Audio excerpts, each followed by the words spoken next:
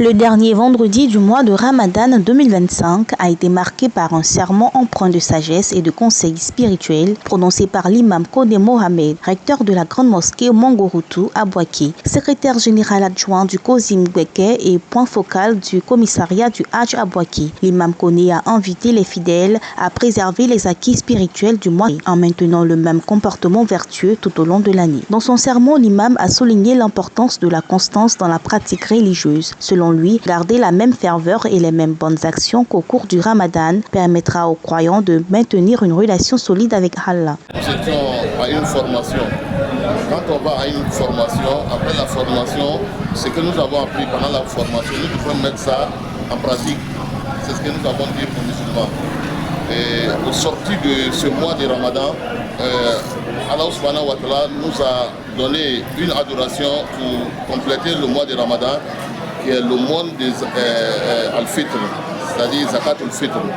Et il a demandé à tous les musulmans de s'acquitter de cette zakat-là pour purifier le Ramadan. L'imam a également rappelé aux musulmans les bonnes attitudes à adopter pendant la fête de l'Aïd, en particulier en ce qui concerne la préparation avant de se rendre à la mosquée. Il a encouragé à la modestie et à l'humilité, soulignant que l'essentiel reste de manifester la gratitude envers Allah pour ses bienfaits. Et un sacrifice aussi pour nos différentes familles. Donc l'un dans l'autre, Allah subhanahu wa ta'ala nous demande de le faire. L'enseignement que le prophète nous a donné le jour de la fête, d'abord c'est de se purifier. On se purifie le matin, on fait le grand lavage. Après le grand lavage, les hommes doivent s'habiller de façon correcte, les femmes aussi de façon correcte, mais il est demandé aux hommes de se parfumer et il est interdit aux femmes de mettre le parfum. Et il est demandé à la communauté aussi, aux musulmans, de venir très tôt à la prière pour bénéficier en tout cas des mérites de cette prière-là.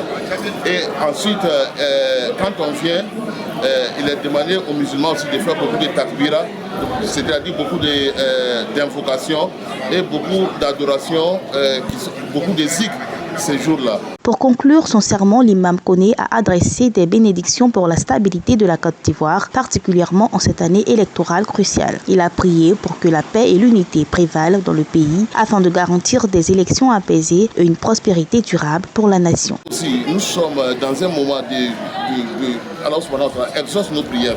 Donc je profite de ce moment-là pour demander à Allah subhanahu wa ta'ala de mettre sa main protectrice sur notre pays qui est la Côte d'Ivoire. Nous allons entamer une échéance électorale capitale pour notre pays qui est l'élection présidentielle en Côte d'Ivoire. Et nous avons l'habitude, en tout cas, beaucoup de soubresauts. Nous entendons beaucoup, il y a des discours qui ne sont pas faits pour réunir. Nous entendons beaucoup de choses. Mais nous, en tant que guide religieux, en tant que musulmans, notre rôle, c'est d'invoquer Allah subhanahu wa ta'ala qui met sa main protectrice sur notre pays, qu'en tout cas nous sortons de cette échéance-là avec beaucoup de bénédictions, avec beaucoup de chance. Et je souhaite que Allah subhanahu wa ta'ala, je sais qu'Allah subhanahu wa ta'ala va exaucer nos prières, je suis sûr aussi qu'Allah subhanahu wa ta'ala va mettre sa main protectrice sur la Côte d'Ivoire, car la Côte d'Ivoire est un pays béni, est un pays hospitalier, est un pays d'accueil. La mosquée Mongoroutou, qui a longtemps été un lieu de culte important pour la communauté musulmane de Boaké, a retrouvé une belle allure grâce à la vision de l'imam Koné Mohamed. Après un incendie dévastateur en 2023, l'imam a pris l'initiative de rénover et agrandir la mosquée. Aujourd'hui, elle figure parmi les plus belles mosquées de la ville, symbolisant la résilience et la foi inébranlable de la communauté. Le nom Mongoroutou, qui signifie champ de manguier, fait référence à la situation géographique de la mosquée. Entourée de manguiers, un cadre paisible qui contribue à l'atmosphère spirituelle et sereine de ce lieu de prière.